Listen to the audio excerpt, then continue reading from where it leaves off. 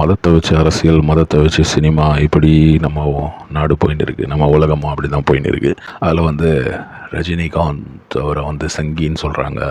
அவர் வந்து இந்து மதத்துக்கு ரொம்ப சப்போர்ட் பண்ணுறாரு, இந்து மத அரசியல் பண்ணுறவங்களுக்கு ரொம்ப சப்போர்ட் பண்ணுறாரு அப்படின்ற மாதிரி நிறைய சர்ச்சைகள் வெளியில் இருக்குது. அதெல்லாம் நம்மளுக்கு தெரிஞ்ச விஷயந்தான். லால் சலாம் படத்தை பொறுத்த வரைக்கும் ரஜினிகாந்த் வந்து ஒரு கேமியோ ரோல் பண்ணுறாரு அப்படின்னு தான் வந்து முதல்ல பேசியிருந்தாங்க. ஆனால் அந்த படத்தை பார்க்கும்போது இது ஒரு ரஜினிகாந்த் மூவி தான், ரஜினி சார் படம் தான் அப்படின்னு தான் எனக்கு தோணுது. இந்த படத்தை பார்த்ததுக்கப்புறம் இது ஒரு நல்ல ஒரு படமாப்பா அப்படின்னு கேட்டிங்கன்னா, இது வந்து ஒரு தேவையில்லாத ஒரு கதை, தேவை இருக்கிற ஒரு காலகட்டம் தான், ஆனால் தேவையில்லாத ஒரு கதையை வந்து திரும்பி ஞாபகப்படுத்தின மாதிரி தான் எனக்கு தோணுது இந்த படத்தை பார்க்கும்போது.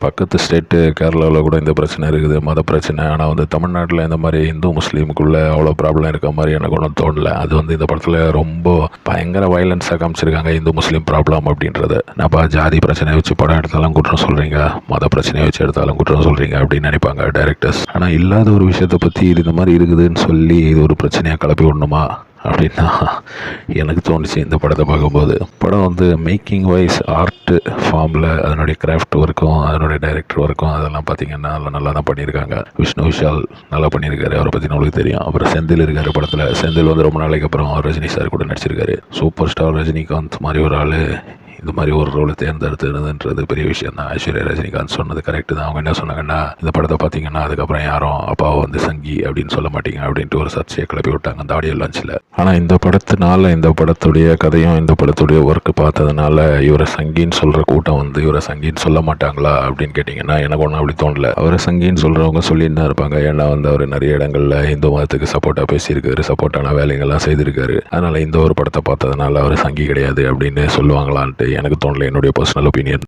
இப்போ ப்ளூ ஸ்டார் அப்படின்ற ஒரு படம் நம்ம பார்த்தோம், அதுவும் வந்து கிரிக்கெட் சம்மந்தமான படம் தான். இந்த படத்துலேயும் கிரிக்கெட் தான் ஒரு மெயின் டாபிக் வந்து மதமாக இருந்தாலும் அதில் கனெக்ட் பண்ணுற விஷயம் கிரிக்கெட்னால் வர பிரச்சனைகள் தான்.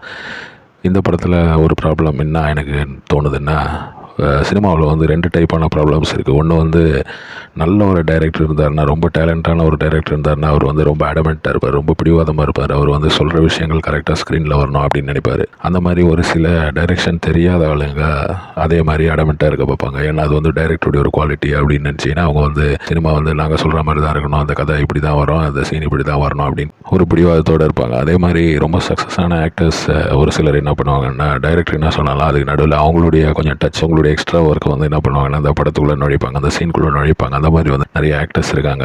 டைரக்டர்ஸ்லையும் அதே மாதிரி அடமெண்ட்டான ஆளுங்க இருக்கிறாங்க. எனக்கு தோன்றது என்னென்னா, ஐஸ்வர்யா ரஜினிகாந்த் வந்து இந்த படத்தில் ரஜினி சாருக்கும் விஷ்ணு விஷாலுக்கும் நம்ம விக்ராந்துக்கு மட்டும்தான் ரொம்ப ஒரு இம்பார்ட்டன்ஸ் கொடுத்துருக்காங்களே தவிர பாக்கி இருக்கிற கேரக்டர்ஸ்க்கெல்லாம் ஒரு இம்பார்ட்டன்ஸ் கொடுக்காதனால பாக்கி இருக்கிற கேரக்டர்லாம் ரொம்ப ஒரு சட்டிலாக ஃபீல் ஆகுது. லால் சலாம் படம் வந்து ரஜினிகாந்த் படமாகவே எனக்கு தோண காரணம் அதனால தான்.